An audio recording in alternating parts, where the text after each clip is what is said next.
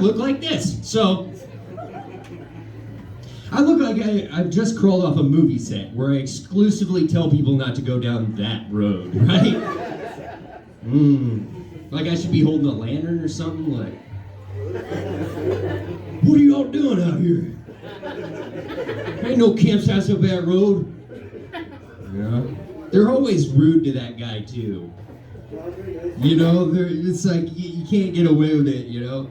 If it was me, I'd probably, call up my neighbor and be like, hey, Leatherface, you probably won't get that chainsaw running because you got some kids coming up on your property.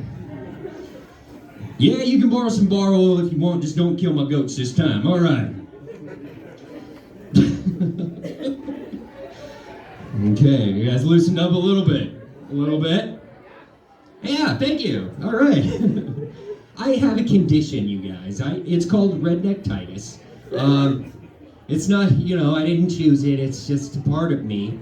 It's those people who were born with a double dose of cowboy, It's not my fault, partner, Did anybody go to school with somebody who wore their cowboy hat and boots every day? Yeah, it's always a little reluctant. They're like, yeah, it was my brother. I did, Well, and I have redneck-titis, and it makes me think of funny, very strange scenarios. It's like fishing. How did they come up with fishing? Well, how did they name it?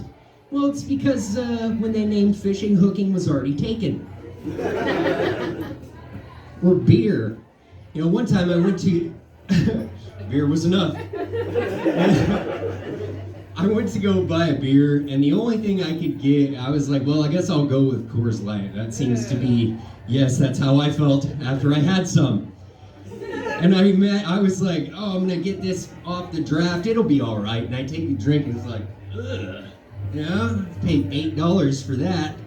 And I realized that Coors Light is the only beer that tastes better in a can than it does on draft, Bud Light, 50% less nasty than Coors Light. I also like to drink beer in the shower. Anybody else with me? Yeah, some shower beers? Yeah. That's right. Hot shower, cold beer, redneck spa, right? And coffee's good in there too, if you have it up high enough to not get soap in it, right? I want to call it a date, but I think it was more like a meet and greet. I like the dog sniffed me and he looked at her, he's like, it was good. And didn't last much longer than that because she told me that she was a bratty sub. And I was like, I don't know what that means. I know what a meatball sub is. I don't think it's the same thing. I'm pretty sure it's not, in fact. Yeah, I don't know. Maybe I should let you in on a little bit more of who I am, if you haven't figured that out already. Anybody want to take a stab at this? What's the opposite of meth? Anybody got Yeah, and it's usually other drugs like that. Somebody said Claritin one time. But I think the answer is the opposite of meth is tennis. I don't know. And a lot of weird things happen to you in the bar, especially when you go too much.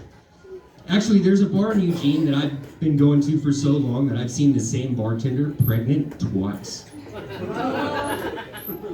Well, that was funny. Some laughter and sadness. Okay.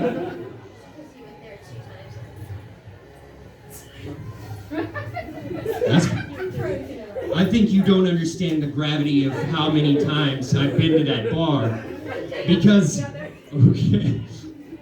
Well, the next thing that happened was that the bartender looked at me and said, you've been coming here a long time. I think I should know your name. I was like, okay. Am I part of the crew now? I guess so, because sometimes you want to go where one person knows your name, right? Yeah. The bars. I was talking to this girl in the bar one time, and, she was drunk. And I knew she was drunk because she was talking to me. And I was like, I was nudging her, we were talking. I'm like, hey, you should wake up.